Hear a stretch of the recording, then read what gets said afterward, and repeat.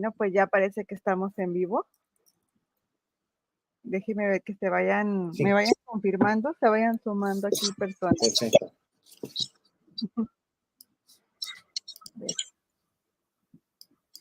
Ya está, vamos a confirmar.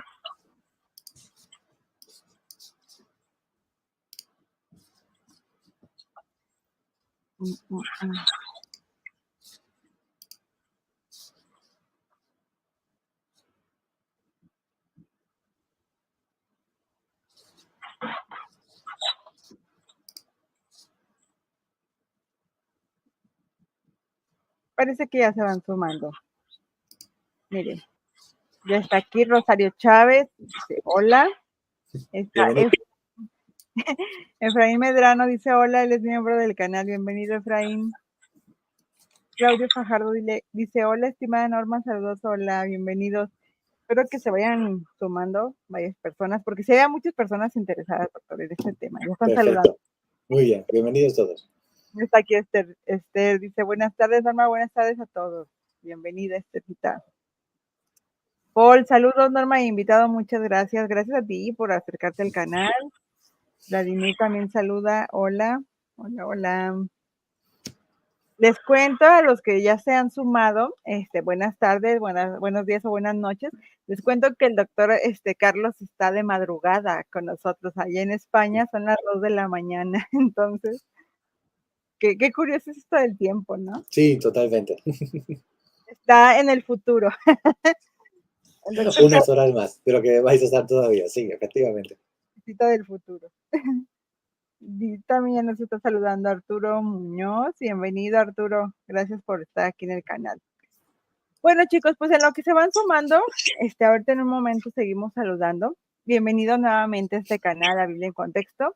Mi nombre es Norma Lilia y como pueden ver, el día de hoy tengo de invitado, y como les anuncié también, al doctor Carlos Santos Carretero. ¿Cómo se encuentra, doctor? Muy bien, estupendo y bien, y muy a gusto estar aquí en esta noche, aquí con vosotros. Muchas gracias por haber aceptado esta invitación. Y como pueden ver, el título aquí que puse abajo, el Mesías apocalíptico, o vamos a estar hablando del mesianismo en esta movimiento apocalíptico, ¿no? Del judaísmo del segundo templo, el cual es muy interesante, yo sé que para muchos de ustedes, como para mí. Y pues yo le dije al doctor Carlos, lo voy a invitar. Teníamos desde junio planeando esta charla, pero no se había podido dar, entonces ya yo estaba de que ya, por favor, y ya aceptó y de madrugada y dije, bueno, no importa. No hay problema. Es ahora o nunca. Sí. Muchas gracias por haber aceptado. Mire, ya se sumió también Jos. Saludos, Jos. Hola a todos. Si se corta, voy manejando. Saludos. Sí, ¿me escuchan bien? Díganme si me escuchan bien. Si escuchan bien al doctor, si nos vemos bien, por favor, confírmenos. Gladys, que es miembro del canal. Saludos, Gladys. A ver, ahí por fin nos confirman. Necesito que alguien me confirme que nos diga que se escucha todo bien. Bueno, yo por mi parte te confirmo que yo te escucho muy bien. Sí, muchas gracias. Ya está Pía también aquí. Hola, Pía. Pía estuvo con usted allí Sí, efectivamente, sí. En Indagando en la Biblia, hace poquito también. Pía está en todos los canales, pero no quiere hacer su canal, pero ella está en todos los canales y ella también ha dado videos y todo, nada más que no se anima a abrir su canal. Dice, se ve excelente, se escucha fuerte y claro, perfecto, era lo que necesitaba. Y bueno, nuevamente les digo, como ustedes ya saben, como pueden ver, el tema es acerca del Mesías apocalíptico. Seguramente muchos hemos escuchado este término de apocalíptico, apocalíptica o apocalipsis y lo relacionamos muchas veces y erróneamente, como ya también lo hemos tratado en otros videos, con cuestiones nada más así como del fin del mundo, de que va a explotar la tierra, cosas así, ¿no? Pero va mucho más allá de eso. Entonces yo quisiera hablar con el doctor, lo invité para que nos explique primeramente qué es la apocalíptica y con base a eso, pues, cómo se fue desarrollando este pensamiento mesiánico en este movimiento como tal. Y pues miren, chicos, yo le mandé unas preguntas, el doctor nos preparó una presentación, pero si ustedes tienen alguna duda, alguna pregunta, dejen en el chat y conforme se vaya desarrollando la charla, pues las hacemos aquí. ¿vale? Entonces ahí para que pongan sus comentarios, todo con confianza. Bueno, pues, cuando usted guste, doctor, aquí Perfecto. Pues, Norma, les va. la presentación y comienzo. Sí, claro. Perfecto, pues muy bien, muchísimas gracias y a todos nuevamente los interesados, los asistentes, vamos a comenzar. Y efectivamente, bueno, pues el título de la sesión, de la charla, de la comunicación, pues como vemos aquí el mesianismo, la apocalíptica, el judaísmo y el segundo templo. Sí es cierto que, bueno, voy a ir, según vaya exponiendo los diferentes temas y textos que quiero mencionar hoy, voy quizá un poquito más adelante del periodo del segundo templo, pero para que veamos que, aunque este es, digamos, la época de auge de este género literario, porque lo primero que tenemos que tener en cuenta es que la apocalíptica es todo un género literario, al igual que, bueno, pues la narrativa, la poesía, la literatura sapiencial, en todo lo que son los géneros bíblicos. Este es otro. Uno suele pensar en Apocalipsis y piensa habitualmente, pues sí, en el último libro del Nuevo Testamento, pero obviamente hay más, hay mucho más. Hay todo un conjunto de obras, un género literario bastante fecundo, que la mayoría se concentra en este periodo del Segundo Templo, pero realmente si nos vamos al periodo rabínico, ya tarda antigüedad, incluso principios de la Edad Media, pues podemos encontrar todavía obras como tal de esa índole.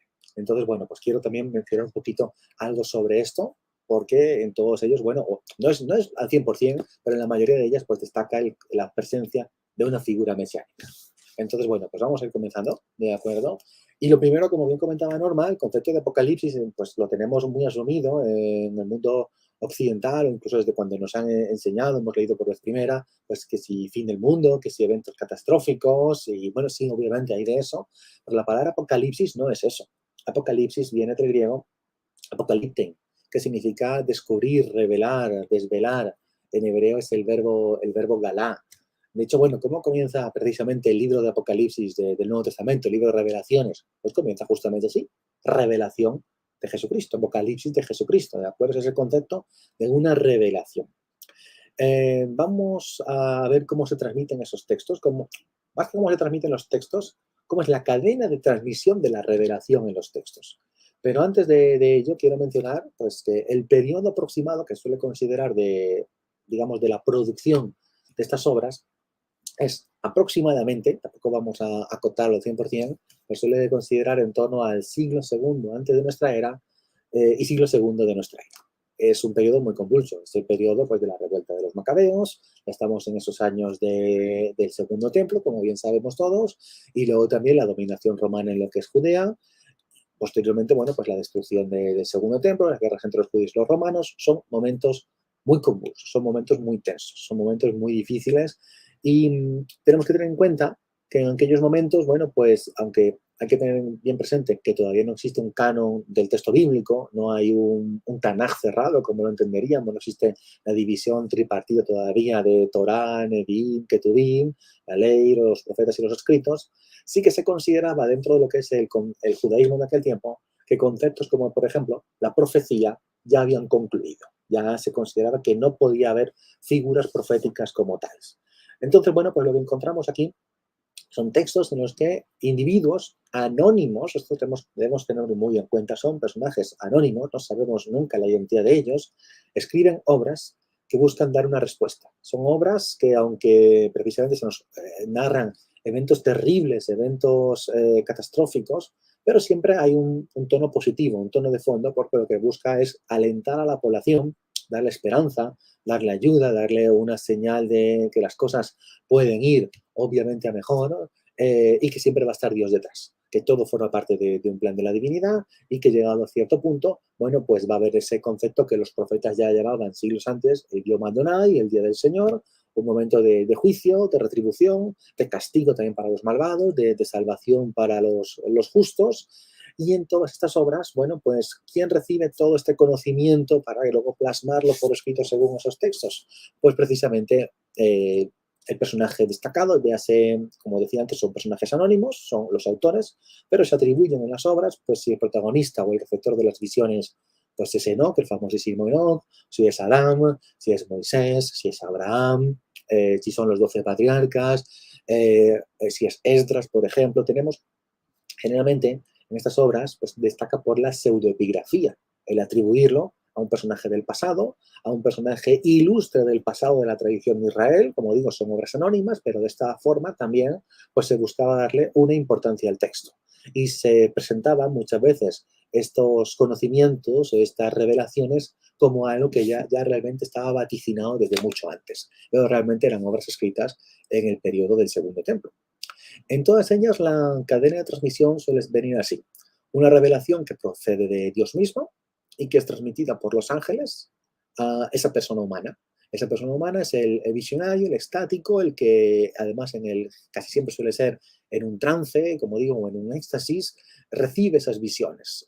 Siempre suele estar en el estado del sueño, en el estado en el que incluso en esos sueños es transportado por viajes celestiales por el cosmos.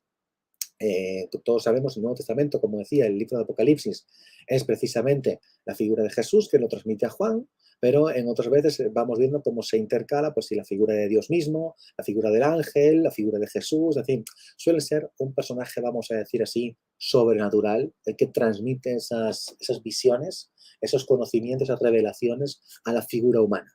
Y la figura humana lo plasma por escrito a sus comunidades, a sus fieles.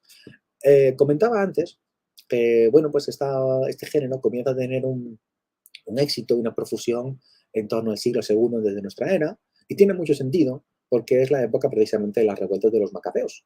En ese momento recordamos que es Antíoco IV Epífanes quien digamos, como conocemos, como digo, del texto de los macabeos, pues ha promulgado persecuciones contra los judíos, ha prohibido las fiestas, ha instaurado, recordamos, la abominación de la desolación, la estatua a Zeus dentro del propio templo, y como bien sabemos se levanta la población judía o por ciertos sectores, ahí la familia de los macabeos asmoneos se levantan en armas.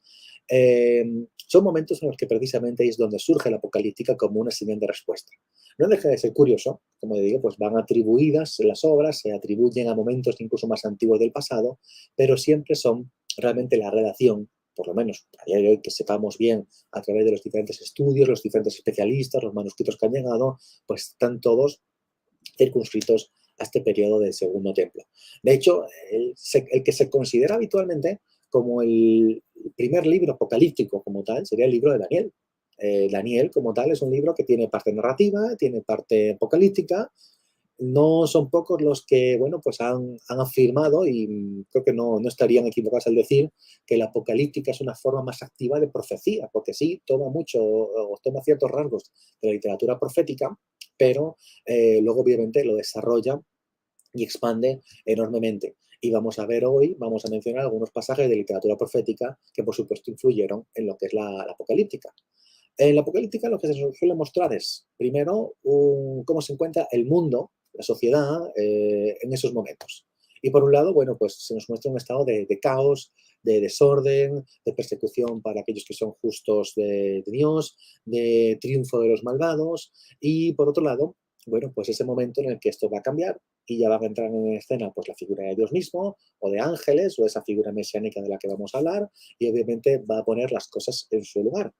Pero al mismo tiempo se nos va contando al lector, a través de este personaje escogido humano, esta figura del sabio, del héroe, escogido por la divinidad, pues cómo es el universo, cómo es el cosmos. Que pese a todo ese desorden que hay un plan divino y que está fijado por Dios, que sostiene los acontecimientos de todo, del pasado, y por eso hay muchos capítulos en la literatura apocalíptica que se centran en explicar cómo es el pasado, lo cual sirve muy bien para rellenar, digamos, huecos de cómo la sociedad judía de aquellos años pues pensaba que eran o entendían textos como Génesis, como Bereshit, y textos sobre las historias de los patriarcas, etcétera. Por eso muchas de esas obras pues inciden en esos años que en Génesis sabemos que, digamos, se resuelven rápidamente y porque hay poquita información, y muchas de las obras del Segundo Templo pues inciden, parece que muestran cómo está la población o ciertos sectores de la población judía buscaban entender mejor cómo era el mundo antediluviano, cómo era todo el tema de la creación. Todo se incide mucho en lo que es el pasado.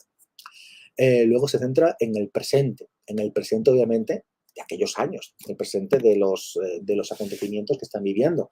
Entonces, bueno, pues hay menciones, obviamente, sí, a los persas, a los griegos, a los romanos.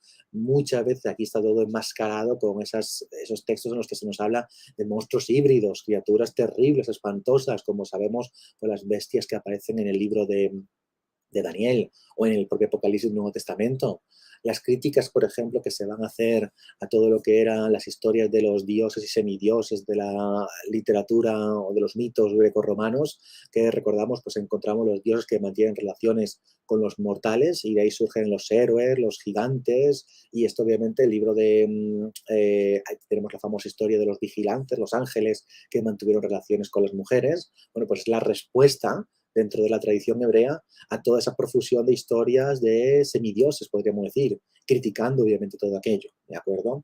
Y luego también tenemos, por supuesto, pues todo lo que es el futuro, lo que va a ocurrir, así que pues ya hablando en clave futurista dentro de para obviamente aquellos contextos, pues justamente cuando sí, esos imperios van a terminar de dominar el mundo y ya va a llegar precisamente ese final, ese triunfo definitivo de Israel, vamos a decir en general, de Dios mismo, de los justos. Entonces vamos a ir viendo cómo se produce una historia en esos tres aspectos, el pasado, el presente y el futuro, con un fin de dar un aliento, de dar precisamente un soporte.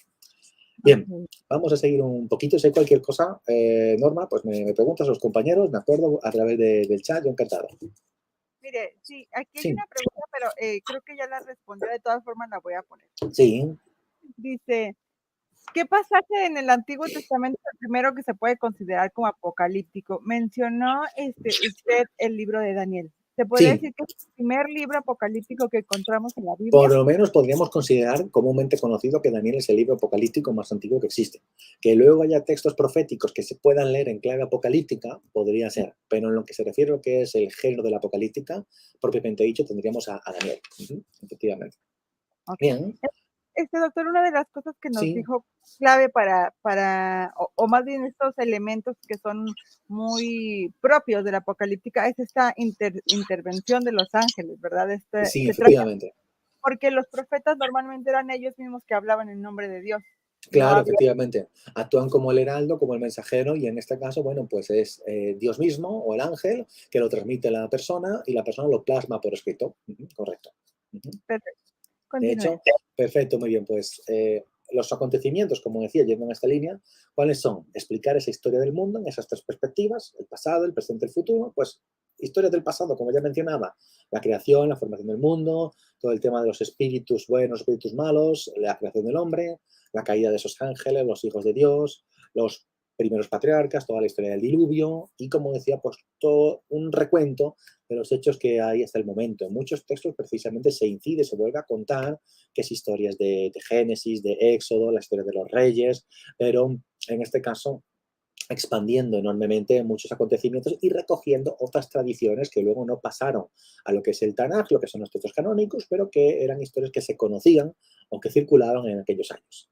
Entonces, como decía, pues hechos presentes, pues precisamente mostraron cómo es el cosmos, cómo es el universo, cómo son las cuestiones del juicio de las almas, los diferentes niveles de los cielos, dónde van a estar los justos, los pecadores, cuando llegue el momento del juicio.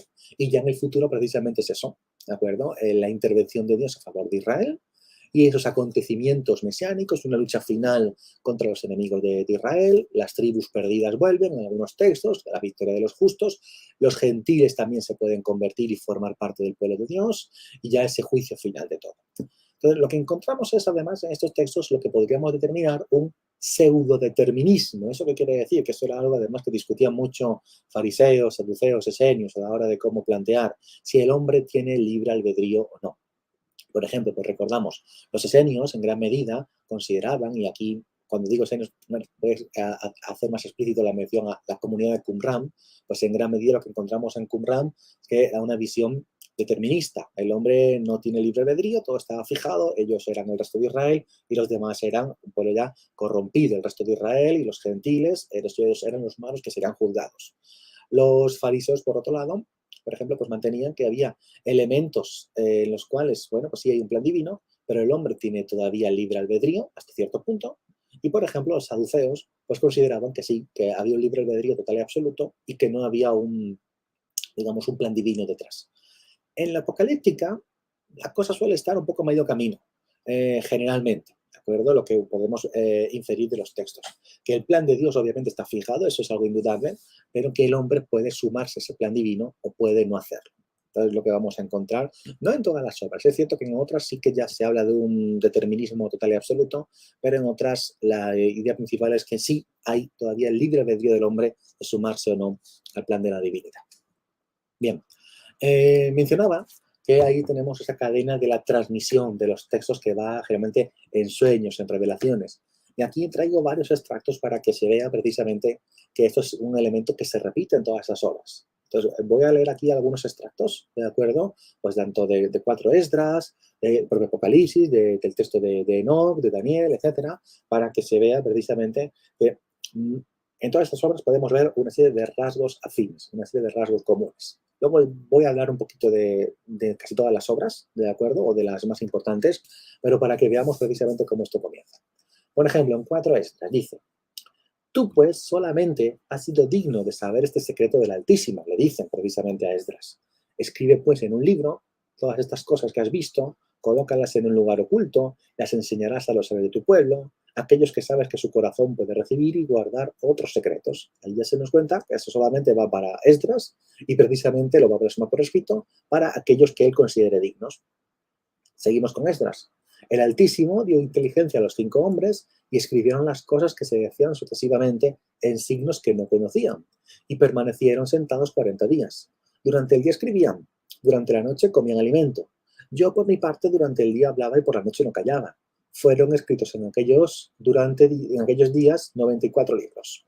Y sucedió que cuando se cumplieron los 40 días, me habló el Altísimo diciendo: los libros primeros que escribiste, hazlos públicos y que pueda leerlos los dignos y los indignos. Pero los 71 libros últimos los guardarás para entregarlos a los sabios de mi pueblo, pues en ellos hay una vena de inteligencia, una fuente de sabiduría y un río de ciencia. Como comentaba antes, Apocalipsis comienza ya con esa palabra Apocalipsis, la revelación de Jesucristo, Apocalipsis de Jesucristo, que Dios le dio para mostrar a sus siervos las cosas que deben suceder pronto, la dio a conocer, enviándola por medio de su ángel a su siervo Juan, el cual dio testimonio de la palabra de Dios y el testimonio de Jesucristo y de todo lo que vio. Aquí se ve muy claro una cadena de transmisión que vamos viendo, que viene precisamente de Dios pasa a la figura de Jesús y luego ya al ángel, y el ángel a Juan, precisamente, que lo plasman por escrito. Enoch, por ejemplo, el famoso texto de Enoch, hoy vamos a hablar del primer texto, no vamos a centrarnos en otras de las obras atribuidas a este personaje, aunque mencionaré que forman parte de este género, y comienza precisamente palabras de la bendición de Enoch, sobre cómo bendijo a los elegidos y a los justos, que deberán estar presentes en el día de la aflicción fijado para apartar a todos los malvados y perversos. Habló pues Enoch así: hubo un varón justo cuyos ojos fueron abiertos por Dios, que tuvo visiones santas y celestiales. Está hablando de él mismo. Perdón, se movió la pantallita, aquí estamos. Lo que me han mostrado los ángeles, de quienes todo oí y comprendí lo que veía. Visiones que no son para esta generación, sino para una lejana que ha de venir. Insisto y repito, estas obras dicen que son estos personajes que muchos siglos antes ya se les ha revelado esto, pero realmente la redacción de los textos es muy posterior. Es como yo digo, en ese periodo del Segundo Templo. Y en Daniel, un par de ejemplos. En el primer año de Belsasar, rey de Babilonia, tuvo Daniel un sueño, visiones de su cabeza mientras estaba en su lecho, luego escribió el sueño, relató lo principal del asunto. Esto es el famoso texto en el que vienen las visiones de las bestias. Y luego tenemos: solo yo, Daniel, vi aquella visión, no la vieron los hombres que estaban conmigo, sino que se apoderó de ellos un gran temor, huyeron y se escondieron. Entonces, esto por poner algunos extractos, porque podríamos ir a otras obras apocalípticas y vamos viendo que se presentan en esta índole.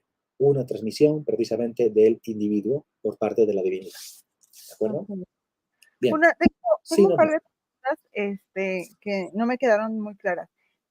Por ejemplo, cuando yo he escuchado normalmente de apocalíptica, casi siempre se relaciona nada más con esta comunidad de Qumran. Yo tengo una pregunta sobre eso. ¿En las otras facciones del judaísmo del Segundo Templo también había apocalípticos? ¿O ellos eran como los principales representantes del movimiento apocalíptico? Sabemos que son ideas que fluyen y que están presentes en la sociedad de aquellos momentos. De los saduceos, por ejemplo, no sabemos lo que pensaban, porque todo lo que sabemos sobre los saduceos es sobre lo que escribieron otros. Es decir, a día de hoy, que sepamos a ciencia cierta, no hay ningún texto que haya perdurado, o no sabemos ni siquiera si los propios saduceos escribieron textos. Recordamos, son las élites, están los altos mandos de la sociedad judía de aquel tiempo, y tienen una visión que, por lo menos, insisto, lo que ha llegado a nosotros es lo que precisamente los esenios, la gente de Qumran, los fariseos, el texto bíblico, el Nuevo Testamento, pues nos viene reflejando. No sabemos realmente lo que pensaban los saduceos y si tenían algún pensamiento apocalíptico. Por lo que podemos intuir, por lo que nos cuentan las fuentes, no. Flavio Josefo también habla de los saduceos. Todos van en la misma línea. Entonces, al tener esa idea de que realmente ni siquiera creían en la resurrección, el hecho de que la vida era la que había, la que hay y ya no hay nada más, y que realmente Dios se desentendía de la creación, pues entendemos que si todas esas fuentes coinciden, vamos a suponer, vamos a dar por sentado, que entonces todos los saduceos van en esta índole y por tanto no tenían ninguna inclinación de índole apocalíptica. Sobre el tema de los esenios y luego especialmente la gente de Qumran, sí, de hecho vamos a mencionar un poquito sobre eso. Luego vamos a encontrar también, bueno, el tema de los fariseos, el grupo farisaico sabemos que siempre es bastante más extenso. Tenemos fariseos que eran muy rígidos con la interpretación de la ley, otros que eran un tanto más laxos. Es de suponer que sí, que aquí habría también, bueno, pues miembros que tendrían una mentalidad apocalíptica. Pero realmente en cuanto al tema de las obras, como ya digo, en la mayoría de ellas, al ser de carácter anónimo, podemos pensar, podemos atribuir ciertos rasgos, pero en otras ocasiones podemos sacar poca información sobre el autor. Me viene ahora mismo a la cabeza, por ejemplo, el libro de Jubileos. Bueno, creo que lo tengo por aquí, alguna mención. Bueno, aquí tenemos antes de nada, antes de hablar sobre ello, que lo voy a mencionar, pero ya que vamos a hablar del concepto mesiánico, la base, ¿de acuerdo? La base de ello, que es el texto de Daniel. Hablábamos antes de Daniel como tal. El libro de Daniel, recordamos, es el libro apocalíptico, pero que aquí tenemos la mención más antigua del concepto del Hijo del Hombre.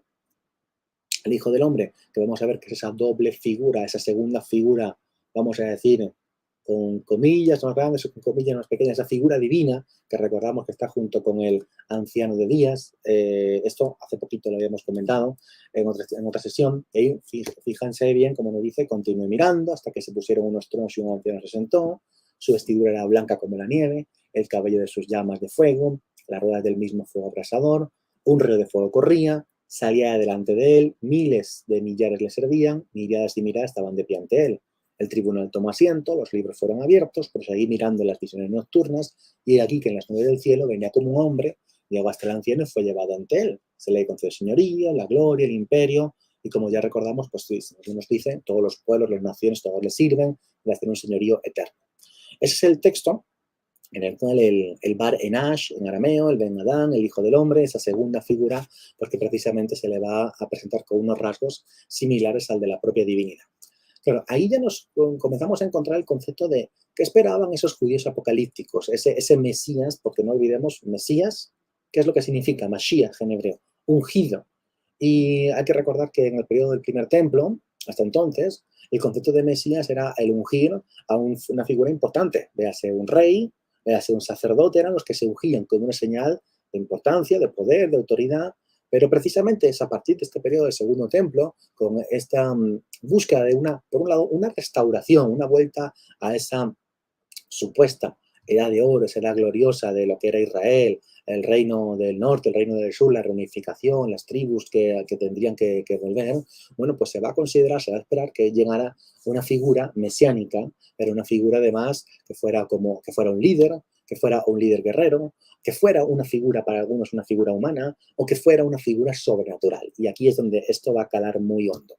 Por eso realmente, más que hablar de un mesianismo, pero hablar de mesianismos, porque no todos lo entendían exactamente igual.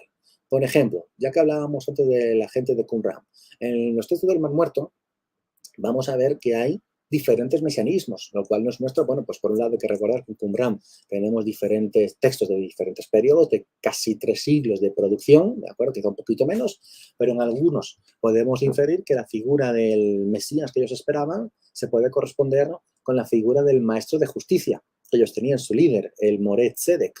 No sabemos quién era el Moreh Tzedek, el maestro de justicia. Se suele considerar que era una figura exiliada del bloque del templo, del segundo templo, y que precisamente se habría movido con sus seguidores y se habrían establecido en el área de Qumran.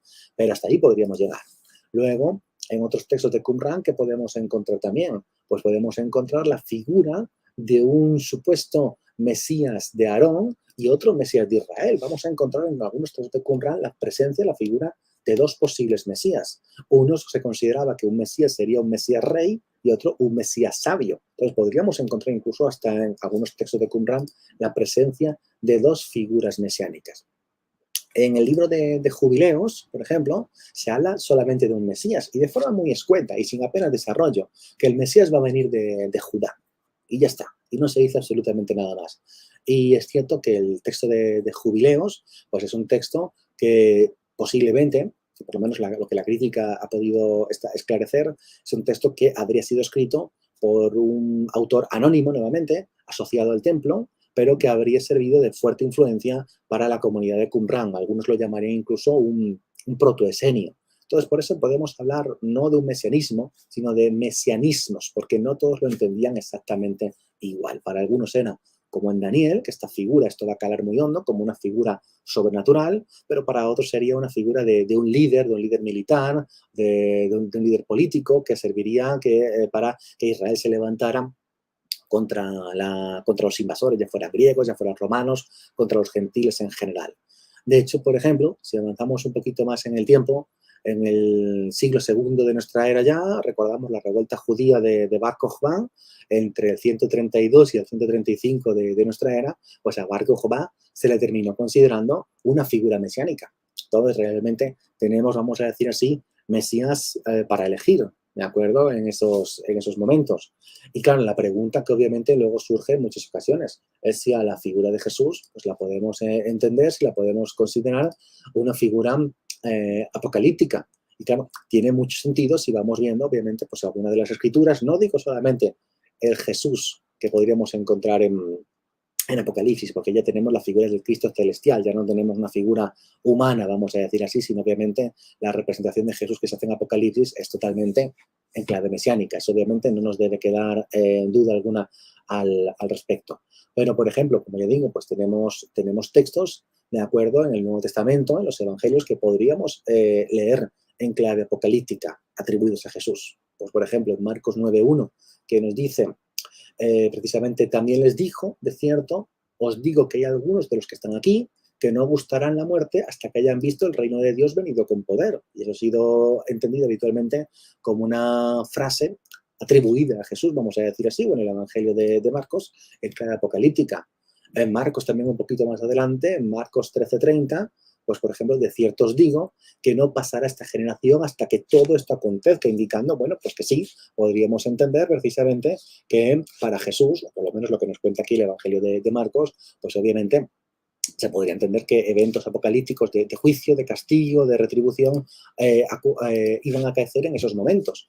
Porque también tenemos que tenerlo en cuenta. Nosotros cuando leemos ese tipo de textos, pues se han ido haciendo siempre lecturas a posteriori, que si esto va a ocurrir, ¿cuándo va a ocurrir esos hechos? Si en tal siglo, si en tal momento.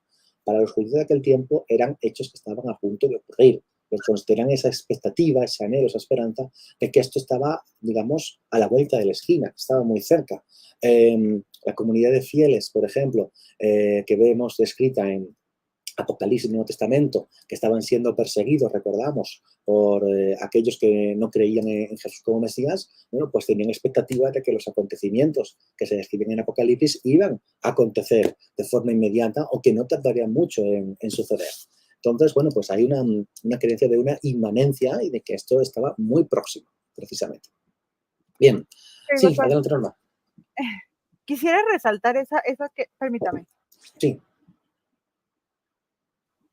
Quisiera resaltar eso que comentas sobre los distintos mesianismos o expectativas mesiánicas que había en este judaísmo del Segundo Templo, porque sí se suele pensar que solamente se esperaba cierto modelo de Mesías y por lo tanto, pues ya lo que derivó después en el cristianismo era como algo irracional o ilegítimo, o que se lo sacaron de la manga, pero no es así. O sea, realmente en este ambiente del judaísmo del Segundo Templo había, como dice usted, distintas concepciones mesiánicas, correcto, modelos mesiánicos, ¿no? Eso a mí se me hace bien interesante y estaría padre explorarlo después, cada Mesías de cada movimiento. Claro, es decir, la cuestión es esa, es decir, nosotros podemos pensar, cuando uno piensa en el Mesías, los judíos tenían muy claro que era como que era esa figura mesiánica y nada más lejos de la realidad.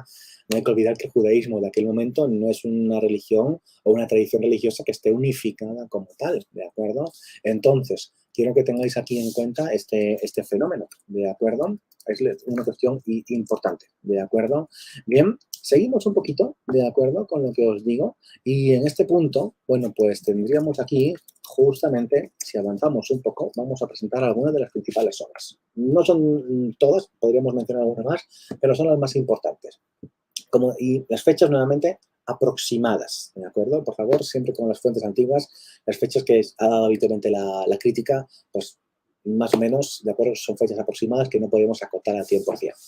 Pues, por ejemplo, pues el primer texto de Enoc, ese libro de los jubileos del que mencionaba antes, el tercer texto de los oráculos sibilinos, el testamento de los 12 patriarcas, los salmos de Salomón, el testamento de Moisés, martirio de Isaías, vida de Adán y Eva, testamento de Abraham, el segundo texto de Enoc, que por ejemplo en el segundo texto de Enoc no hay ninguna mención de carácter mesiánico como tal. En el primer Enoc, por ejemplo, sí, aunque son obras que toman ideas similares, pero unos expanden, desarrollan de una manera o de otra. El texto de 4 Esdras que hablaba antes, el segundo Baruch, el Apocalipsis de Abraham o el tercer Baruch. No todos los textos apocalípticos que están aquí tienen cuestiones de carácter mesiánico. Algunos sí, otros no, otros son muy escuetos y sí que tienen algún pequeño retazo sobre eso, ¿de acuerdo? Entonces hay que ser conscientes precisamente de la presencia del tema. El tema mesiánico suele estar vigente, pero a veces es desarrollado enormemente y a veces es meramente esbozado. Como digo, Jubileos, aunque es un libro muy seguido y muy leído en el Segundo Templo, es apenas esbozado el tema. En 1 Enoc, por ejemplo, que es muy extenso el texto y viene de diferentes siglos, sus materiales, hay partes que inciden mucho en la parte mesiánica y otros que no. El Apocalipsis de Abraham, por ejemplo, ya fíjense bien en las fechas, entre el 70 y el 100, que sabemos que además se ha conservado por interpolaciones cristianas, se han agregado interpolaciones cristianas que no estaban en el texto original. Pues sí, hay menciones mesiánicas, pero la mayoría, como digo, son agregados, que no estaban en el texto más antiguo y que además lo atribuyen a Jesús como Mesías, cuando el resto del texto no tiene nada que ver con ello. Entonces, claro, cada texto, digamos, es casi un mundo, aunque luego obviamente vamos viendo esas características afines, pero conviene, obviamente, leerlos en profundidad. Casi todas estas obras, bueno, para aquellos que no lo sepan, están editadas en español, con muy buenas ediciones, estudios críticos, por la colección de apócrifos del Antiguo Testamento, editadas por el padre Alejandro Díez Macho y por Antonio Piñero, como ya me imagino que sabrán muchos de ustedes. Pero bueno, son, como les digo, 6 volúmenes y ahí pueden leer, pueden acercarse a estos textos. Es decir, que nadie piense que esas obras son de acceso imposible ni que no se pueden acceder en español. No, afortunadamente contamos con la posibilidad de muy buenas ediciones, de acceder a ellas y de mucha bibliografía y muchos estudiosos detrás de todo ello. Bien, quiero centrarme ahora precisamente en ese concepto de hijo del hombre que mencionaba antes y precisamente cómo esto luego pues precisamente se ve reflejado en el Nuevo Testamento y luego ya se aplica a Jesús como Mesías, como tal. Intento centrarme en aspectos centrados en Jesús como Mesías para que vea que esto se puede aplicar a él o que se ha aplicado a él, mejor dicho, pero por ejemplo tenemos Juan, el texto de Juan, el Evangelio de Juan, ¿cómo comienza?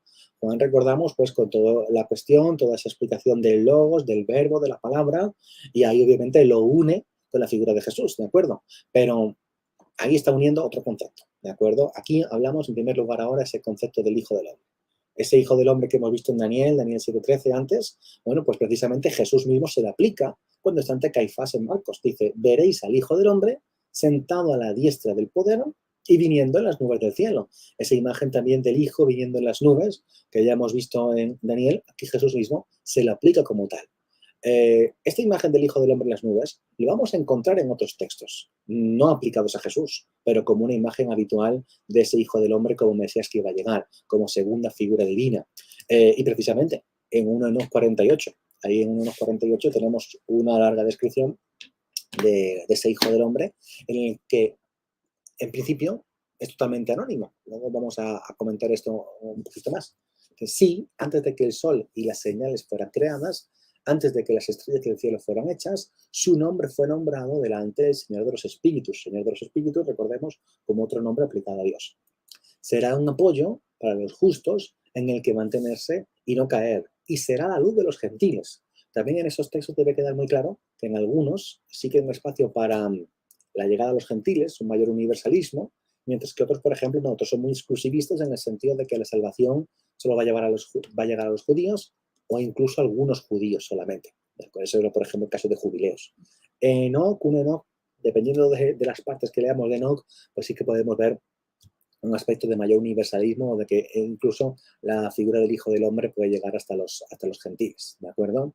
Bueno, pues si seguimos un poquito más, ahí podemos ver en el mismo capítulo, sin cambiar el mismo, todo el que viva en la tierra se postrará, adorarán delante de él, alabará y bendecirá y celebrará con cánticos el Señor de los Espíritus, y por esta razón él fue elegido y se ocultó delante de él antes de la creación del mundo y por siempre. Además, incluso en esos textos se va a incidir en la idea de que esa figura mesiánica, aquí para esos apocalípticos o para ciertos grupos apocalípticos, pues no era solamente un hombre como podría ser Bar Kokhba o el maestro de justicia, sino que ya era una figura incluso previa a la creación, que se encontraba, que ya había sido formado, había sido creado antes mismo de la creación y que se iba a dar a conocer mucho más adelante.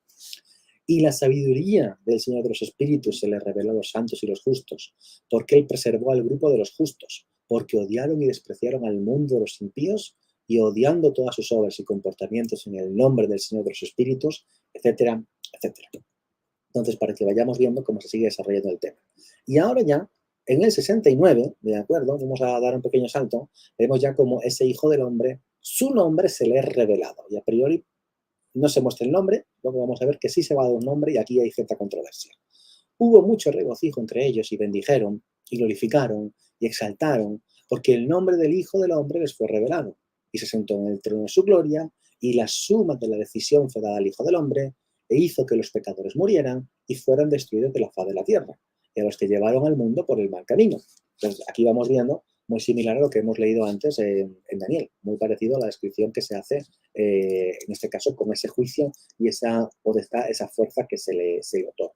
De hecho, seguimos un poquito más, dice, con cadenas serán atados y en su lugar de destrucción quedarán encerrados y todas sus obras desaparecerán de la faz de la tierra. Y desde entonces ya no habrá nada que se corrompa, ya cuando tú, el Hijo del Hombre, ya todo queda bien, todo queda en su sitio. Porque apareció el Hijo del Hombre y se sentó en el trono de su gloria y todo el mal desaparecerá en su presencia y la palabra del Hijo del Hombre avanzará y será fuerte delante del Señor de los Espíritus. Así que vemos que además esta figura mesiánica juzga casi como si fuera Dios mismo. Bien, teniendo en cuenta esto, ¿de acuerdo? Esta parte que hemos leído del versículo 29, ¿de acuerdo? Aquí lo tenemos nuevamente, pero quiero enfatizar que hasta el momento, bueno, pues no se le daba el nombre, aunque ahí se lo he dicho antes, que se va a revelar el nombre. Aquí tenemos un texto, un Enoc, que hace un añadido controvertido y que seguramente para muchos sea un agregado que quizá no estaría en las historias más antiguas o en las tradiciones más antiguas. Y es que según este texto de un Enoc, pues el propio personaje de Enoc se le va a presentar, él mismo se va a llamar y va a convertirse en ese Hijo del Hombre. ¿Por qué digo que esto posiblemente sea un agregado por parte de ciertos grupos que algunos han llamado, no sabemos de ciencia cierta cómo estarían organizados o si realmente eso existía, pero algunos han llamado los llamados enoquianos en el sentido algunos grupos de apocalípticos de judíos que seguían estas tradiciones en torno a la figura de Enoc y que algunos terminaron por considerarlo o elevarlo como esta figura del Hijo del Hombre.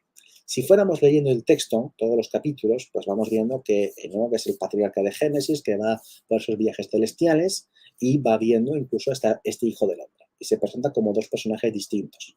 Pero ya aquí en el capítulo 71, es decir, 2 capítulos más allá de lo que acabamos de presentar, pues el propio Enoc es identificado con el Hijo del Hombre, lo cual obviamente rompe totalmente con el texto. Y bueno, pues esto, como ya digo, ha sido visto habitualmente como un agregado, como un añadido, que quizá en las recensiones más antiguas del texto no estaría. Caí de bruces, toda mi carne se disolvió, mi espíritu se trastornó, grité en alta voz con fuerza, y bendije, y alabé, y exalté.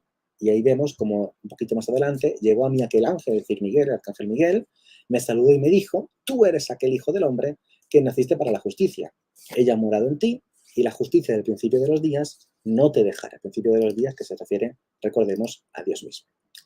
Bien, toda esta imagen de Hijo del Hombre que lucha, que vence, que acaba con los enemigos, decía antes, bueno, pues que se basan los apocalípticos en tradiciones proféticas. mucho de la apocalíptica obviamente se basa en palabras, en lecturas de los profetas. Bueno, pues en el caso de esa imagen del Hijo del Hombre que vence y que lucha así contra sus enemigos y que va a juzgar, no solamente se basa en Daniel, sino, por ejemplo, podríamos ver aquí un paralelo con Isaías, en Isaías 11, por ejemplo. Ahí podemos ver, en este caso, se deleitará en el temor del Señor, no juzgará por lo que vean sus ojos, ni sentenciará por lo que oigan sus oídos, sino que juzgará al pobre con justicia, fallará con equidad por los afligidos de la tierra, y herirá la tierra con la vara de su boca, y con el soplo de sus labios matará al impío. Claro, en Isaías no se aplica al Mesías, en Isaías se aplica a Dios mismo, se aplica a Adonai, pero lo que vemos muchas veces, los rasgos de la misma divinidad, se aplican a la figura del Mesías, a la figura del Hijo del Hombre, etc. Hoy vamos viendo que el texto de Enoch que hemos mostrado antes, o ahora voy a mostrar uno de 4 Esdras, pues obviamente están en diálogo y conocen toda la tradición anterior. Bien, entonces, por ejemplo, aquí tenemos en 4 Esdras, 2 Esdras, depende de la fuente que leamos, lo van a llamar 4, lo van a llamar 2. Pero bueno, es el mismo texto, para que todos lo sepan. Es del siglo I antes de nuestra era. Y aquí vemos nuevamente ese Hijo del Hombre que viene con las nubes del cielo, es decir, vamos viendo cómo la imagen se repite, y en este caso además, incluso vamos viendo que es con la voz, con la palabra, acaba con los enemigos. Así que he aquí, un viento surgió del mar, agitó sus olas, miré y observé, este viento formó algo así como la figura de un hombre que surgió del corazón del mar, y miré y observé que el hombre voló con las nubes del cielo, y donde quiera que giró su rostro para ver, todo bajo su mirada tembló, y siempre que surgió su voz de su boca, todos los que escucharon su voz se fundieron como la cera se funde cuando siente el fuego. Entonces, aquí vamos viendo, por tanto, esta presencia del Hijo del Hombre que se presenta con unos rasgos prácticamente divinos. Un poquito más adelante vamos viendo cómo se enfrenta y juzga a los enemigos. Tras esto miré y observé una multitud innumerable de hombres que se reunían desde los 4 vientos del cielo, es decir, desde los 4 puntos cardinales, para hacer la guerra contra aquel que surgió del mar. Es decir, hombres de todas las partes fueron a luchar contra este. Miré y observé, él se esculpió una gran montaña y voló sobre ella. Cuando vio que la multitud se aproximaba, no levantó su mano ni sostuvo una lanza o un arma de guerra, pero solo vi cómo él envió de su boca como si se tratara de una llamarada de fuego. Todo se juntó, la llamarada de fuego, el aliento en llamas, la gran tormenta, y cayeron sobre la multitud que estaba preparada para pelear y los quemó a todos. Entonces vamos viendo que ni siquiera utiliza un arma. Con su propia boca, con las palabras, acaba con los enemigos. Bien, hasta aquí, un poquito con estos textos, ¿de acuerdo? Pero no sé si de momento hay alguna pregunta, Norma. Bueno, dejar una pregunta acerca de Enoch. Dice, Sí. ¿Enoch es el personaje que posteriormente se transformó en el ángel Metatrón? Sí, la figura de Enoch efectivamente es una figura que acarrea mucha controversia y muchos textos atribuidos a él. De hecho, bueno, pues me gustaría comentar que hace poquito pues, impartí también una sesión en el canal de Indagando la Biblia precisamente sobre este tema. Entonces, bueno, hay mucha información. Luego también, como comentaban algunos compañeros en las preguntas, es mi tesis doctoral centrada sobre todo esta temática. El personaje de Enoch es reelaborado y transformado varias veces y elevado hasta esa figura del ángel Metatrón, que podríamos considerar como una figura mesiánica, efectivamente. No es el punto hoy a tratar en la sesión, pero sí, es cierto que ciertos grupos judíos la figura de Enoch convertido en Metatrón terminó adquiriendo rasgos y connotaciones mesiánicas. Aquí ya lo hemos visto, pero aquí nos hemos acotado al periodo del Segundo Templo. Ya el concepto de la figura de Metatrón es posterior. Realmente la figura de Metatrón como tal ya nos tenemos que ir a la antigüedad tardía y principios de la Edad Media. ¿De acuerdo? Entonces, sí, Norma, dime. Dejaron una pregunta, pero se me pasó. Es de algo que ya tocó anteriormente, pero igual se la quiero hacer. La destrucción de Sodoma y Gomorra fue revelado a Abraham por ángeles. ¿Se podría considerar este relato como apocalíptico? Apocalíptico en el sentido de que, como hemos mostrado al principio, en qué consiste la apocalíptica, revelación, descubrimiento de secretos celestiales del cosmos, del pasado, del presente y del futuro. Vemos aquí que en la historia de Sodoma y Gomorra no hay nada de eso. Lo que podríamos ver quizá un punto en común o un rasgo afín es un momento de juicio, de castigo por parte de la divinidad a una población que es vista desde una perspectiva como de malvados o de impíos. Pero sería el único rasgo. Realmente la historia de Sodoma y Gomorra, aunque nosotros, como decía, pues se nos ha inculcado, parece que la palabra apocalipsis se asocia con una catástrofe, con calamidad, etcétera, y realmente vemos que no es así, pues realmente entendiendo esto, teniéndolo presente, el concepto de la historia de Sodoma y Gomorra no se podría tildar de apocalíptica. Este, en los textos que nos mostró de Enoch, Sí, Enoch está teniendo estas visiones del Hijo del Hombre, ¿verdad? sí, correcto. No se lo aplica a sí mismo como lo vemos en Jesús, que sí se lo aplica a sí Claro, mismo. en Enoch, en un Enoch no, salvo ese capítulo del 71, que ahí rompe con todo y ahí parece que sí. Luego en el segundo Enoch, ya el segundo texto de Enoch, que es del siglo I de nuestra era, se dice que Enoch ya llega a un punto de que va a ser transformado y revestido casi indistinguible de los ángeles. Se le eleva, pero no hasta el punto de ser una figura mesiánica. Y es cierto que luego en el tercero ya sí ya tenemos el tema de Metatron, y Metatron llamado como el Adonai menor. Cuando decimos Adonai menor es el nombre de la divinidad, Yod-Heh-Vav-Heh, y luego ya precisamente ese apelativo. Ahí sí podríamos verlo como una figura mesiánica. Pero como ya digo, insisto, ahí nos tendremos que ir pues, mucho más adelante. Correcto. Perfecto, Muy bien, continúe. perfecto, estupendo. Bien, pues quería traer a colación un texto de Qumran, que es algo ya más desconocido, Qumran, ¿no? Qumran obviamente es muy conocido, pero un texto que quizá la gran parte del público no está familiarizado con ello. Y es en este caso un texto no atribuido, que habla, mejor dicho, de la figura de Melquisedec. Melquisedec, recordamos, ese personaje y también son estos personajes que en el texto bíblico son muy enigmáticos, que tienen 2 o 3 menciones escasas y que luego parece que han generado una literatura bastante fecunda en torno a ellos. Pues sobre Melquisedec tenemos un texto en Qumran, el 11Q13, que precisamente se habla de que ese Melquisedec, o un tal llamado Melquisedec, porque no olvidemos si Melquisedec es un nombre, si es un título de un cierto tipo de sacerdote, bueno, pues va a venir precisamente, y aquellos que son de la heredad, de la herencia de Melquisedec, precisamente van a luchar contra los gentiles o contra los impíos. Así que dice así, y se proclamará al final de los días acerca de los cautivos, como él dijo, para proclamar libertad a los cautivos. Su interpretación es que él los asignará a los hijos del cielo y a la herencia de Melquisedec. O echará su suerte en medio de las porciones de Melquisedec, quien los hará volver allí y les proclamará libertad, perdonándole las fechorías de todas sus iniquidades. Un poquito más adelante.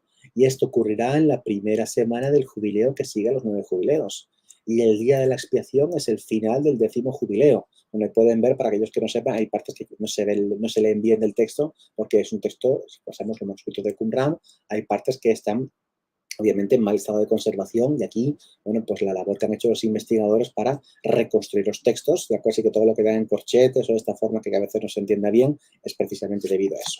Bueno, pues es el final del 10º jubileo, cuando todos los hijos de luz y los hombres de la suerte de Melquisedec serán expiados, y les confiere un estatuto para proporcionarles sus recompensas, porque este es el momento del año de gracia para Melquisedec, y él, por su poder, juzgará a los santos de Dios, ejecutando juicio, como está escrito acerca de él en los cantares de David, quien dijo, Elohim ha tomado su lugar en el consejo divino.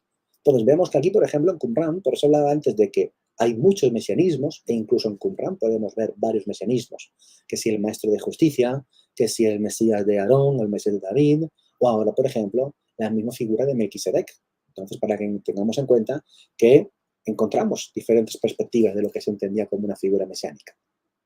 Ya que estamos hablando de Melquisedec y hablando de textos que son un poco más desconocidos, pues precisamente quiero traer aquí a colación otro más, pero un último extracto de este texto del Qumran de Melquisedec. Y Melquisedec vengará la venganza de los juicios de Dios y los arrastrará de la mano de Belial y de la mano de todos los espíritus de su suerte.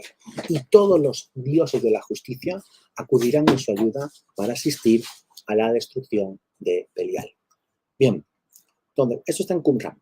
Vamos a saltar un poquito y seguimos con Melquisedec, pero en otro texto. Porque en este caso, precisamente, aunque intento acotarme al segundo tiempo, pero quiero, como digo, mostrar textos que sobre el tema mesiánico en la antigüedad y que son más desconocidos, y en este caso voy a hablar de los textos gnósticos de Nag Hammadi. Para aquellos que no sepan, junto con el descubrimiento de los rollos del Mar Muerto, pues la otra gran fuente de textos antiguos sobre, aquí ya no es judaísmo, porque esto ya es cristianismo primitivo, un cierto sector del cristianismo primitivo, serían los textos gnósticos de Nag Hammadi encontrados en Egipto. Bueno, pues ahí tenemos, son diferentes códices. Bueno, pues en el códice 9 de los textos, es un texto que está fechado en torno al siglo III de nuestra era, pues en el códice 9, el primer documento, está atribuido, gira en torno a la figura de Melquisedec, que es un texto que desgraciadamente no está tan bien conservado como nos gustaría, pero lo que se conserva realmente es muy llamativo. No está escrito en hebreo, no está escrito en arameo, está escrito en copto, es decir, el copto saídico, la lengua que habla esta comunidad, que ya son, vamos a decir así, son cristianos, son seguidores de Jesús, pero obviamente tiene un cristianismo muy particular, el cristianismo gnóstico, y muchos de sus textos, aun con todo, siguen un esquema que esos son apocalípticos y que evocan y que siguen el estilo, la estética de las obras judías más antiguas. Ahí aparece una figura, que es la figura de Melquisedec, también como en la manera de Enoc, de Abraham, de Moisés, etcétera, o de Daniel, que recibe revelaciones y misterios divinos. Bien, hay otro apocalipsis, por ejemplo, en Nahamadi, que es el apocalipsis de Adán. Yo me quiero centrar en este, ¿de acuerdo? Para enfatizar el tema mesiánico, ¿de acuerdo? Aquí, este texto, sí es cierto que los autores de este pasaje, de esta obra apocalíptica, conocen, por supuesto, el Nuevo Testamento, y hay referencias, hay menciones, concretamente a la epístola a los Hebreos, Hebreos 7.3, y encontramos también, obviamente, que va en paralelo con otras teologías sobre todo el tema de ángeles, arcontes, espíritus, por ejemplo, las potestades, las dominaciones que aparecen mencionadas en las epístolas paulinas, pues obviamente el autor de ese texto también los conoce.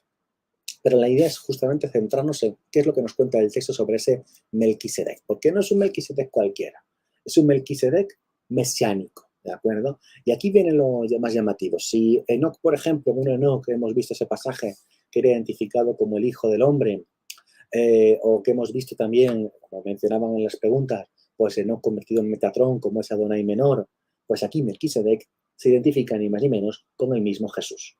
Lo cual ha dado a pensar, a entender que quizá, pues aquí el nombre Melquisedec, más que ser un nombre, sea un título, como decíamos, ¿de acuerdo?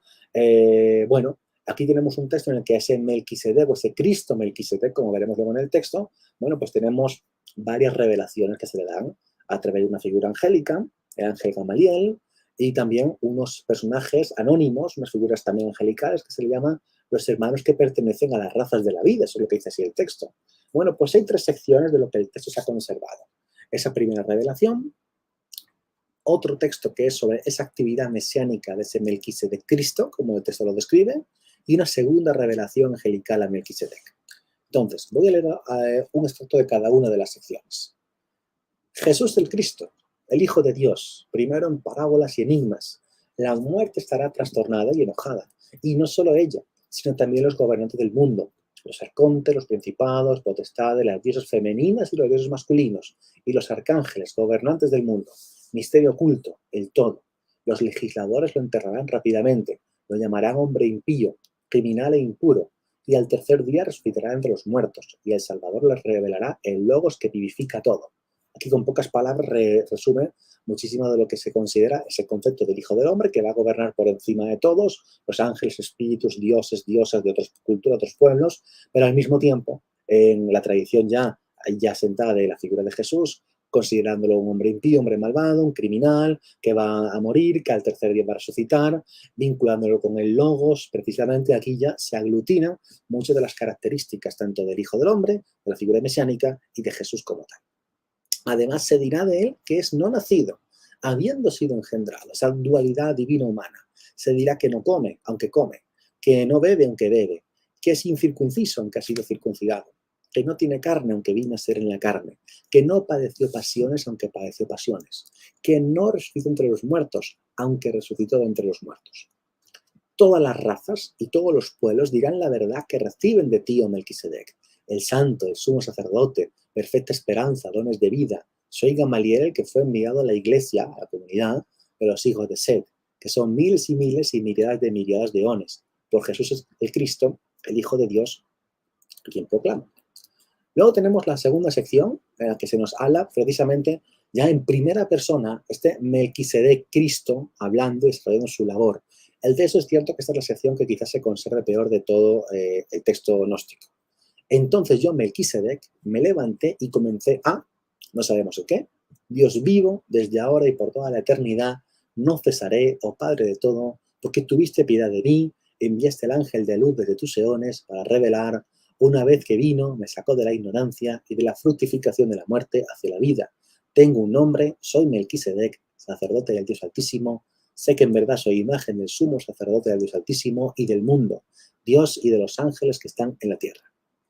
Un poquito más adelante, me pongo en ofrenda junto con la mía, a ti mismo, Padre de todos, ya que los que amas ya salieron de ti, Santo viviente, y en ley perfecta pronunciaré mi nombre al recibir el bautismo, ahora y por la eternidad en los nombres vivos y santos en las aguas. Amén. Y sobre la última parte, me acuerdo, y además con esto ya el texto concluye, me golpeaste, me tiraste, me caíste, es decir, hablando en primera persona de lo que sufrió. Me crucificaste desde la hora tercera en la víspera de Shabbat hasta la hora novena, y luego me levanté entre los muertos, mis ojos. Me saludaron y me dijeron, fortalécete, Melquisedec, gran sumo sacerdote del Dios Altísimo, porque los arcontes, que son tus enemigos, hacen la guerra. Tú los has vencido y ellos no te han vencido. Tú resististe y destruiste a tus enemigos. Él descansará, vivo y santo, los que contra él se levantan. Con ofrendas, mientras ejerce buenas obras, ayudando con ayunos, no reveles estas revelaciones a nadie en la carne, porque no son carnales, a menos que te sean reveladas a ti. Habiendo dicho estas cosas, los hermanos que pertenecen a las razas de la vida fueron elevados sobre todos los cielos. Amén. Y así concluye el texto. Así concluye ese texto de Melquisedec, en el que vemos de Melquisedec mesiánico, vamos a decirlo aquí, en el que obviamente se entremezcla el personaje de Melquisedec con la figura misma de Jesús. Bien, no sé si hay algunas preguntas o algunos comentarios por ahora. Hay un comentario de Tiberio y es parte de esto mismo que está diciendo usted. Dice, el autor de la epístola de Hebreos usa la figura de usted para ligarlo a Jesús y así establecer que Jesús es el sumo sacerdote en el cielo para los hombres. Correcto. Vemos esta, ¿no? Como dice usted que efectivamente, ya lo vemos aquí, claro, que para la comunidad ya de estos gnósticos de Nag Hammadi, bueno, pues conocen, leen la epístola de los hebreos y lo atribuyen justamente a la figura de Melquisedec como Jesús mismo, o a Jesús como precisamente ese sacerdote a la manera de Melquisedec. Y es posible entonces que aquí el mismo Melquisedec sea eso, un título mismo aplicado a la figura de Jesús. Sí, el antecedente es esta epístola de Hebreos, y como dice usted también en Qumran vemos que se liga Melquisedec con, sí, parece más como un título. Efectivamente, de acuerdo, correcto. Bien, pues vamos viendo todavía en la antigüedad, pero como había mencionado al principio, quería centrarme, o por lo menos para que la mayoría de la audiencia conozca, pues que la apocalíptica realmente no decae en este periodo siglo II, siglo III de nuestra era, sino que todavía sigue en algunas obras más, incluso dentro del judaísmo rabínico. Entonces quiero mencionar ya, para terminar esta intervención y dar espacio a más preguntas, precisamente sobre una obra que se llama el Sefer Zerubabel, el libro de Zorobabel. Zorobabel, recordamos el personaje que encontramos de entre los judíos que volvieron del exilio en Babilonia y que recordamos comisionados por la autoridad persa para la reconstrucción del templo. Bueno, pues precisamente sobre este Zorobabel, el personaje de Zorobabel, hay un texto bíblico, bueno, hay varios textos, pero principalmente este, que si bien es cierto, lo considera una especie de mesía, una figura exaltada. Bueno, hablamos de varios mesianismos, pues aquí, por ejemplo, vamos a mencionar este aspecto. Es un texto que ya es bastante tardío, es del siglo VII de nuestra era, para que nos hagamos a la idea, ¿de acuerdo? Pero sí es cierto que en el mundo judío rabínico, de principios de la Edad Media, es bastante mencionado. El Zohar, de la literatura cabalística, lo menciona. Rabí Eliezer de Worms, Abraham Ibn Ezra, Rabí Tzadaya Gaon, Rabí Sherira Gaon, e incluso el misticismo de Merkabah y Jalot, de los carros, de los palacios. Algunas de las últimas obras, como el Jalot Rabati, precisamente lo mencionan también. Y como digo, ¿en qué gira en toda esta historia? Pues precisamente a Zorobabel, ese líder posexílico de la tribu de Judá, tras la vuelta ya del exilio, como digo. ¿Y qué ocurre con Zorobabel en el texto? Pues que a la manera de todos estos otros libros que hemos visto, también se le revelan secretos, personajes, acontecimientos de la restauración de Israel cuando llegue el fin de los días. El Zorobabel histórico, vamos a decir así, porque los textos a veces chocan entre sí, pues ¿con quién nos situamos? Con Arenao de Ciro, de Darío, de Artajerjes. Si hay algunos dicen que si Zorobabel era el mismo Nehemías, así lo recoge el propio Talmud de Babilonia. Y bueno, pues en estos textos, Zorobabel es visto como alguien que, como proviene de la tribu de David, de la estirpe de David, mejor dicho, pues por tanto también es óptimo para ser considerado una figura mesiánica. Pero claro, ¿Es un Mesías a la manera de lo que hemos visto como el Hijo del Hombre? ¿O es un Mesías como un gobernante, como alguien escogido, como alguien importante, pero una figura humana? Bueno, aquí he recogido varios textos en los cuales Zorobabel aparece presentado como una figura mesiánica, ¿de acuerdo? A veces son pequeños retratos, pequeñas menciones, siempre son textos, como ya digo, de principios de la Edad Media, para que nos situemos. Pero no es un Mesías a la manera redentora, apocalíptica, como hemos visto en el Hijo del Hombre, sino es una figura de poder, de autoridad. Por ejemplo, tenemos un piyut, una poesía religiosa de Eleazar de Enquilir, en el cual Zorobabel avisa a los ángeles, Miguel y Gabriel, para que estén listos y preparados ante la batalla final que tiene Israel. O en el alfabeto de Rabí Akiva, otra obra de carácter místico, pues vemos que Zorobabel va a transmitir una nueva Torá que el auténtico Mesías, el Mesías Hijo del Hombre, va a transmitir. Y entonces Zorobabel es como una antesala o un heraldo de esto. Vemos que Zorobabel en diversas obras, como el Pseudo Seder de Eliyahu Zuta o el Ajorrabati, Zorobabel es un mediador y alguien que va a difundir y exponer la Torá a los gentiles, a los que construyen el templo, a los que van a resolver incluso los misterios del mundo venidero, o incluso tenemos, por ejemplo, en la obra que se llama Maaseh Daniel, los Hechos de Daniel, tenemos varias figuras mesiánicas, el llamado Mesías davídico, a la figura de Elías y a la figura de Zorobabel, los tres que van a subir al Monte de los Olivos y que incluso van a tocar el shofar indicando que el mundo venidero está próximo.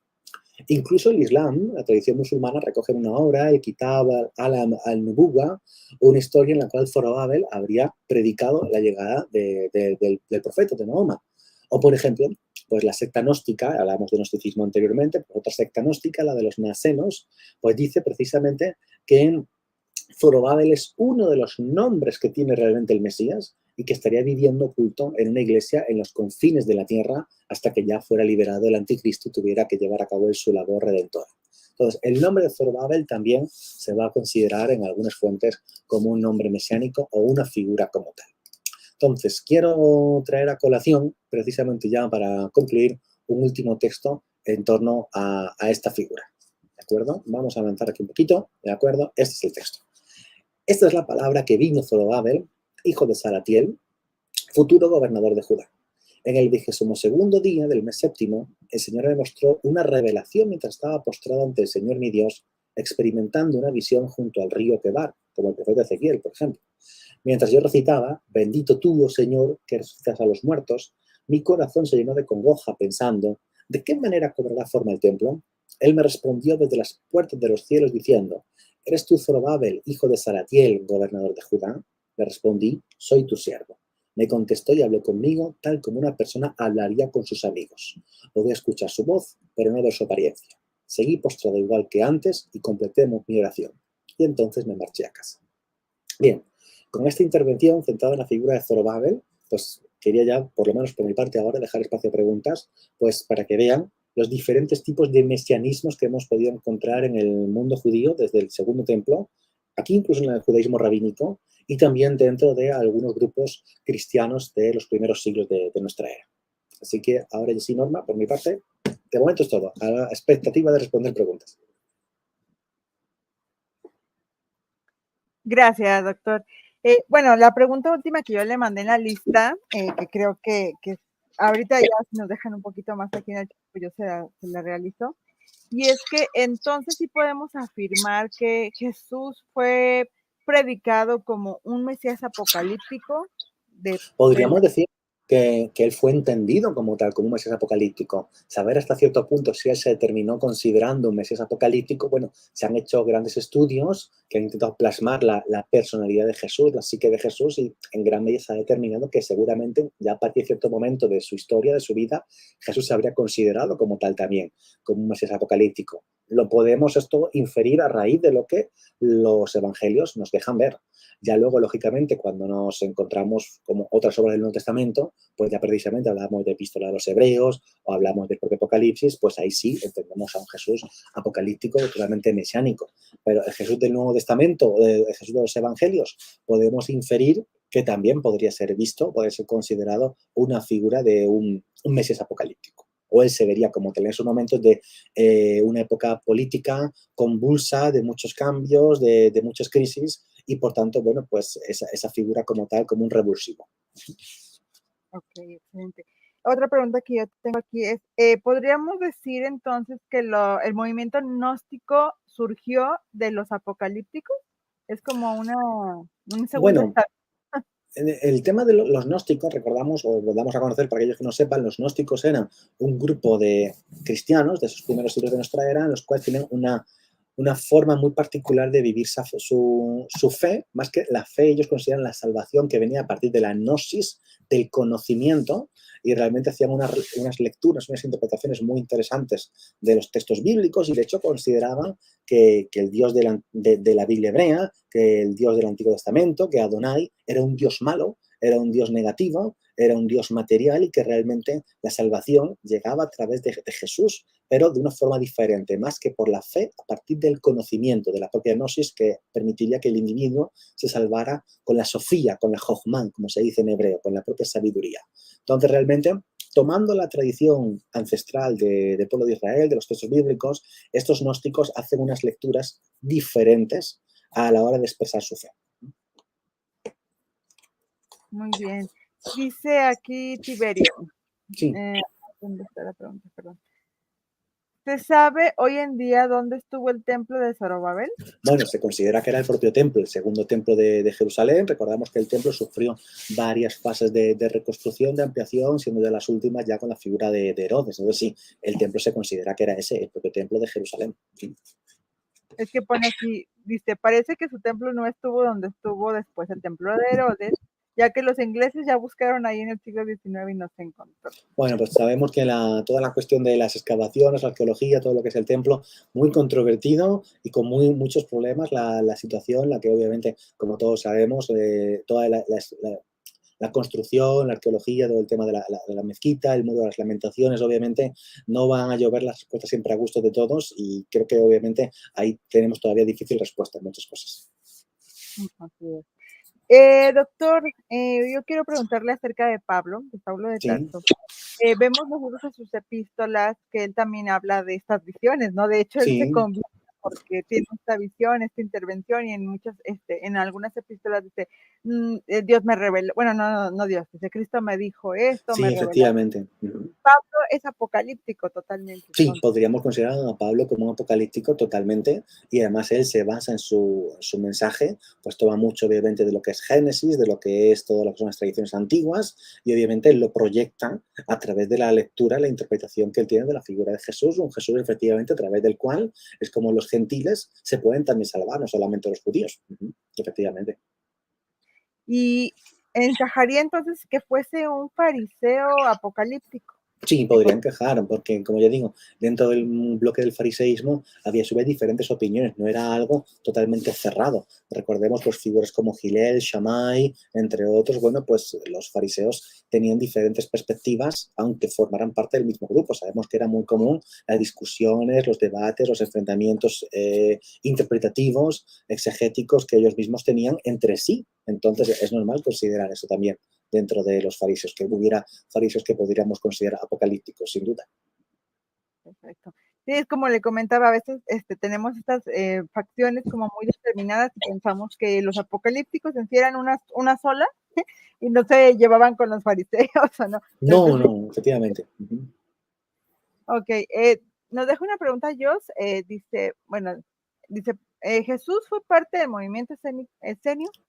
Bueno, a día de hoy yo creo que está bastante claro que figuras como Jesús o como Juan, que tienen puntos en Juan el Bautista, me refiero, perdón, podríamos decir que hay algunos rasgos que podrían tener en común con el movimiento de los esenios, pero que tampoco podríamos considerar que fueran esenios.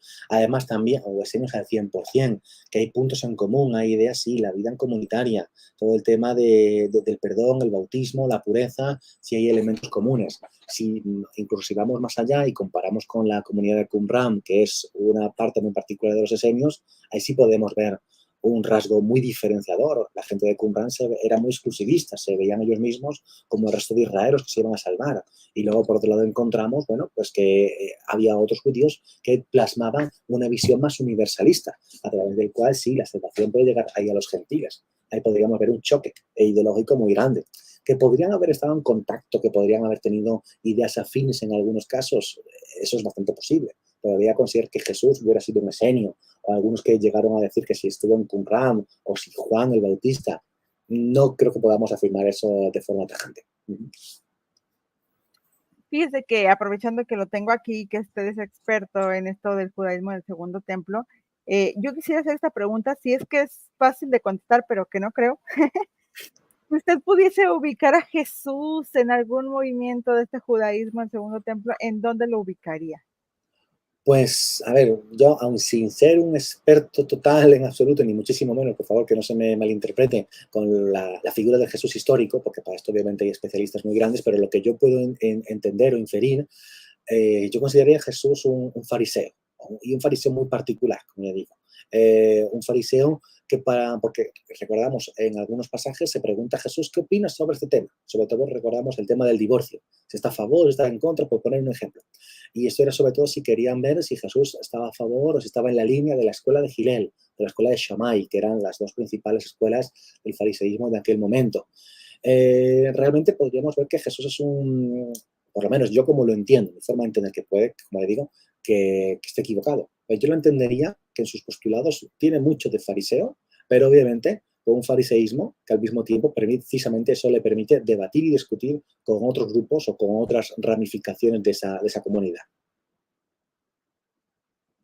Bueno, yo también lo ubicaría, o me gusta pensar en Jesús de cierta forma como fariseo, aunque yo, bueno, más bien he encontrado personas que no están de acuerdo con esto porque dicen que los fariseos de cierta forma se tendrían que preparar en escuelas rabínicas. Es que escuelas rabínicas todavía no existen. El tema claro, uno piensa el tema de las escuelas rabínicas, la formación, eso viene mucho después. Ahí tenemos la figura del rabino, del maestro, del líder carismático que aglutina a un grupo de fieles, un grupo de seguidores que le siguen. Pero esa formación, como la podemos entender, todavía no es algo que esté fijo, no es algo que está totalmente cerrado. Sí, tenemos, como digo, escuelas de pensamiento, pero en el sentido de años y años de preparación, por lo menos lo que nos dan los textos a conocer, por lo menos eso todavía no está totalmente cerrado o formado, a fin de cuentas. Perfecto.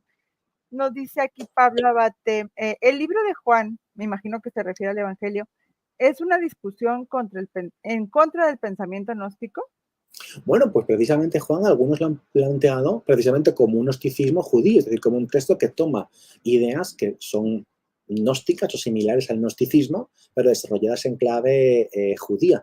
Entonces, yo no me atrevería a decir que sea un texto contra los gnósticos o antignósticos, sino que realmente tiene conceptos que son propiamente gnósticos, que quizá luego haya sido leído o interpretado a la inversa, eso puede ser, pero realmente el texto, el concepto del logos, del verbo, la palabra, es solamente con esa clase de intenciones, eso es un elemento que tiene una fuerza tremenda en el movimiento gnóstico.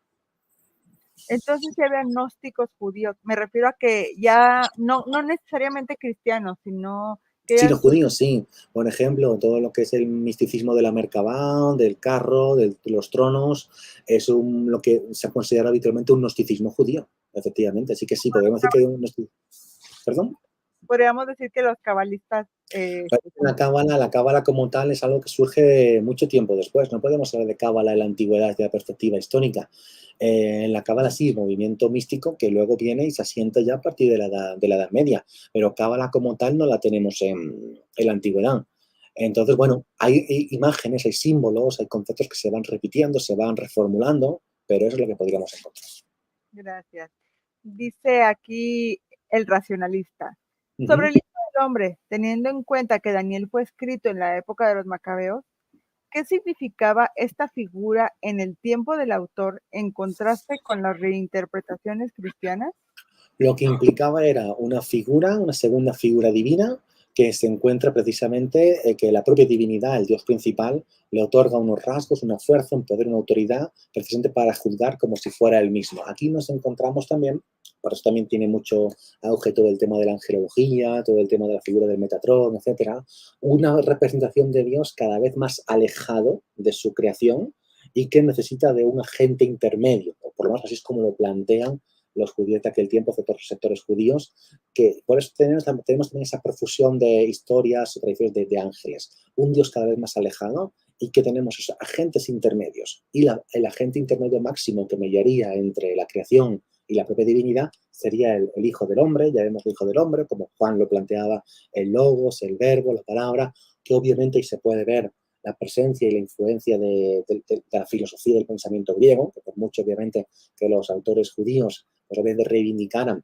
y estuvieran en contra, muchos de ellos, del helenismo, de la presencia del pensamiento griego, pero obviamente aquí hay ideas que permean y se transforman y se transmutan dentro de lo que es la tradición bíblica. Muy bien, doctor Carlos. Pues mire, parece que ya no hay preguntas al respecto. Y déjeme ver mi, Sí. mi otra lista. Ya ve que yo tengo muchas listas de preguntas. Bueno, pues sí, creo que ya todas las contestó en su presentación, todas las que les había Perfecto. enviado. Pues sí, porque le tenía aquí la de qué relación hay entre el mesianismo apocalíptico y el cristianismo primitivo, pues esto ya también lo Sí, respondió, efectivamente. que fue Jesús predicado de esa forma, ¿verdad? Correcto, eso es. Muy bien, bueno, pues es muy importante que todo esto que nos ha mencionado el doctor Carlos, a mí algo que me sorprende es lo que mencionó de que no con el fin del templo o del fin de Israel cuando fue destruido el templo por los romanos, no terminó ahí el movimiento apocalíptico, sino que o sea, eso es Correcto. excelente. Pues muchas gracias por haber aceptado esta invitación, doctor Nah, yo Carlos. encantado, Norma, y espero, bueno, pues haber transmitido un poquito estos conocimientos a todos los interesados. Y como ya digo, todas las obras están estudiadas, están traducidas a nuestro idioma, se puede acceder a ellas. Entonces, la cuestión es que la gente se anime y que lea directamente a los textos, que ahí están esperando. Dejaron aquí una última pregunta, pero Sí. no está relacionada con el tema, pero bueno, vamos a ver si usted nos puede apoyar con ella. Sí. Dice, pregunta, ¿había registro en el templo de que el sumo sacerdote en ese tiempo registraba a los niños que eran presentados? Bueno, realmente eso no lo sabemos a ciencia cierta. Se supone que sí, que había una forma de que se presentaban ante allí, pero no hay textos que hayan perdurado, no hay textos que hayan llegado a nosotros. Tenemos la tradición rabínica, recoge mucho de cómo era el funcionamiento del templo, pero listas, registros que nos cuenten que como si se han presentados o si había alguna forma de proceder con torno a esto, no ha llegado nada a nosotros. Mire, sí, ya, como dije que ya nos estábamos despidiendo, ya están dejando preguntas. Sí. Ahora o nunca. Dice Kehilat El Hay. ¿Se Sí. podría usar el Evangelio de Juan dentro del último nivel de interpretación según el Pardés? Claro, ya en Pardes nos metemos en misticismo judío. Si el Evangelio de Juan, no creo que haya llegado hasta ese punto. Sí, como ya dije antes, tenemos ciertas ideas, ciertas influencias y conceptos que son propios del gnosticismo, pero creo que todo el tema del Pardés, de la cortina, del Pargot, de la cuestión de los diferentes niveles de los cielos, es algo que todavía en la época del Nuevo Testamento todavía no está desarrollado. El misticismo de Merkabah tiene su auge pues, entre precisamente siglo III, siglo IV de nuestra era, abarca casi todo un milenio, más o menos, pero realmente en Juan yo creo que todavía esos conceptos no están plasmados, no están desarrollados. Gracias. Dice aquí, ¿cuánta influencia cree que tuvo el cristianismo, cuánta influencia crees que el cristianismo actual tiene del libro de Enoch sobre el Mesías, demonios, salvación, Seol, castigos, etcétera? Mario Bueno, Espinosa. más que de Enoch, yo creo que de la apocalíptica en general. Es decir, aquí ideas sobre Mesías, sobre demonios, espíritus malvados, ángeles caídos. Obviamente la literatura apocalíptica es donde todos esos temas fluyen, ebullen, que ya venían, algunos de ellos obviamente de tradiciones, leyendas, historias más antiguas, pero es en este momento donde todo se va a plasmar. Y obviamente esto va a tener un calado muy hondo en los orígenes del cristianismo y obviamente luego ya llega hasta nosotros. Entonces sí, obviamente la apocalíptica judía debe muchísimo, mejor dicho, el cristianismo debe muchísimo a la apocalíptica judía. Está impregnado en su ADN, podríamos decir. Doctor, hay una pregunta que a mí se me pasó, que la apunté aquí en mi libreta. Sí, bueno, vimos que este concepto del Hijo del Hombre, que sí ya era parte también del pensamiento en algunos movimientos del judaísmo del Segundo Templo, como esta figura celestial. Entonces, ¿por qué usted cree que en el Evangelio vemos que cuando Jesús se lo atribuye a sí mismo, le dicen que es blasfemia? Claro, porque el hecho de considerar como tal de un propio individuo, ¿quién se consideraba que era una figura mesiánica, un hijo del hombre? Hemos visto en los textos que casi siempre es anónimo, el Hijo del Hombre. No hemos visto nadie que se considera como tal, ese Hijo del Hombre que va a llegar y va a hacer absolutamente todo esto que hemos visto de juicio, de castigo, de salvación.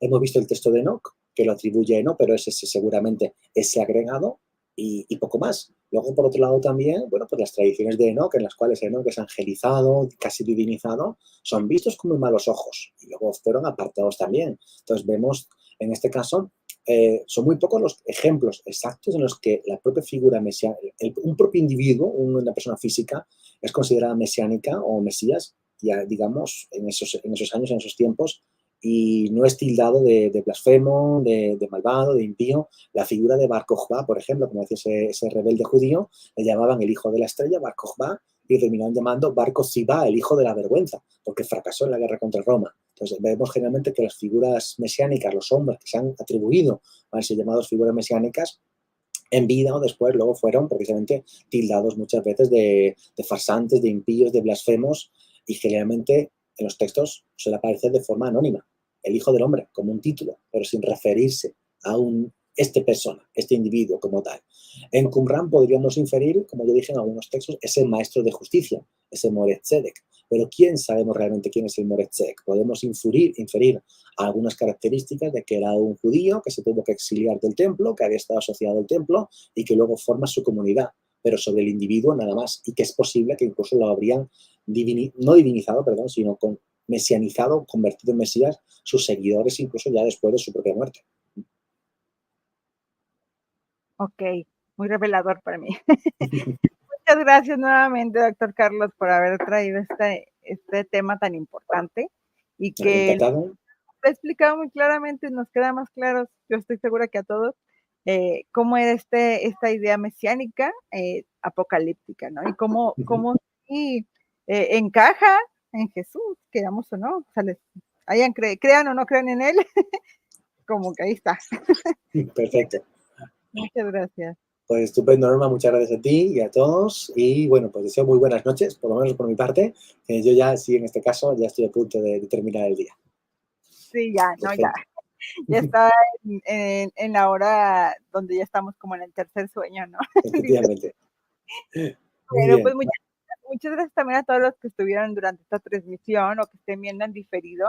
Recuerden que aunque ya no estemos en vivo, pueden dejar sus comentarios cuando dejan preguntas muy interesantes o que yo realmente no puedo aportar mucho. A mí me gusta enviárselas a los invitados también para que ellos, si pueden responder, lo hagan. Entonces, no duden en dejarlas allí, por favor, en los comentarios, todas sus dudas, sus comentarios, sus felicitaciones al doctor, también. Muchas gracias.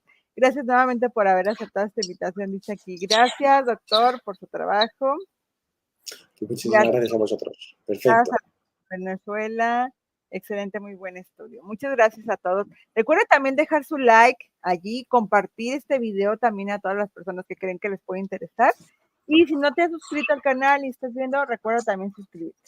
Así que muchas gracias a todos. Gracias, doctor. Nos vemos pronto. Que estén muy bien. Igualmente. Shalom.